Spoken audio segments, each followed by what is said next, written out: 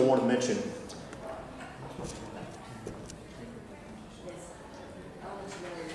Oh, good. You're going to let, how much more do I get?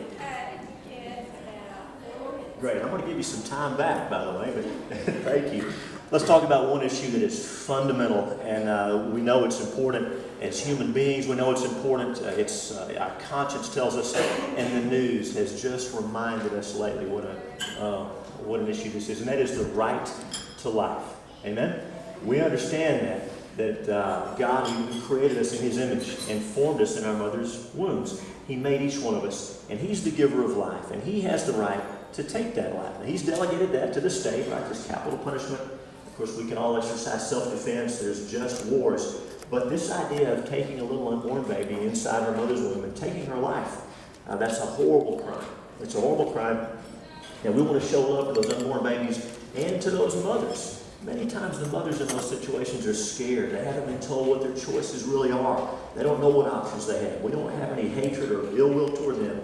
We do want to make the law in Texas respect innocent human life. I think we can all agree on that. And so in Texas, for the last few cycles, we've worked hard on this. And one of the things that we're more and more glad we did is defunding Planned Parenthood.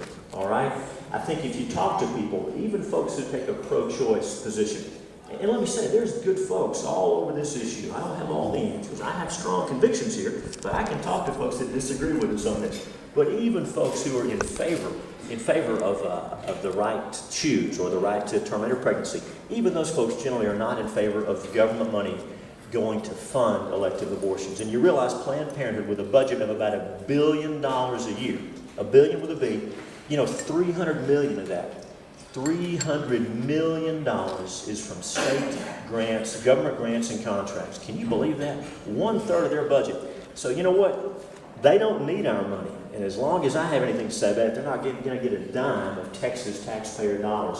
We've gone through the budget line by line, taking their funds away. And I'm sure you saw the video that's on the internet now. I know you're eating, and I won't go into detail. But if you haven't seen it, when you have some time and your head is clear, you need to Google this video about this. There's a Planned Parenthood doctor, and she's a doctor. She's got a medical degree.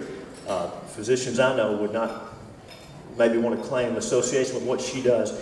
But there's this undercover video, and this Planned Parenthood doctor is sitting there at dinner sipping on her wine and putting food in her mouth, and she's describing the process of the process of taking a life, performing an abortion, and then doing it in a way that they can preserve the little baby's organs and body parts so they can sell them. And you think I'm making this up? You need to watch that video. It's really something. It's really something. Now, the good news is the Attorney General is investigating them, so is the Governor of the State of Louisiana is investigating them. Maybe the light shining on this will help us put an end to that practice. So we've got some work to do. Many other issues we could talk about. I would just, as I continue to visit with you over the next few months, we've been at these meetings for a long time. I'm not new here, and I'm not going to go anywhere, but I want to continue to listen to you, ask questions, ask for your input. In this race, I'm very thankful. This race for Senate District 1 is Ms. Guthrie mentioned, Senator Eltoff is retiring, so there's an open seat for Senate District 1. It runs from Tyler up to Paris, over to Texarkana, down to Carthage, back to Marshall and Longview. Almost 900,000 people. The prettiest part of Texas, and I dare say the most conservative part of Texas, too. And so this part of Texas needs a strong constitutional conservative with a record of accomplishing conservative goals and working with conservative leaders. And so along those lines, I'm going to be asking for your vote and for your support.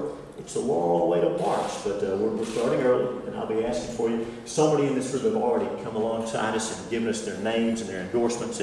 And I'll just say, you're going to hear in a moment from a good friend of mine and a good friend of yours, David Simpson. I have good things to say about him, and this is going to be a good race. And we'll discuss some things we differ on, many things we agree on, but you'll never hear me say bad things about him. And we love him as well. I do want to put before you that my record and my position puts me in the best spot to serve you, and I mean that, to serve you as your senator. Along those lines, let me just say as I close, I'm very thankful to have the endorsement of Texas Right to Life.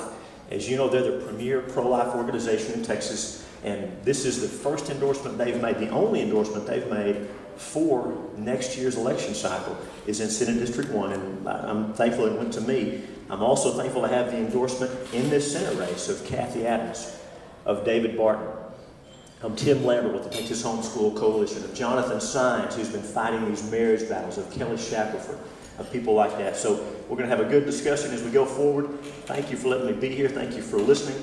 Thank you for praying for us. And we're so thankful for what you do. I'm glad we live in a country where our involvement matters, where the government still works for the people. God bless you.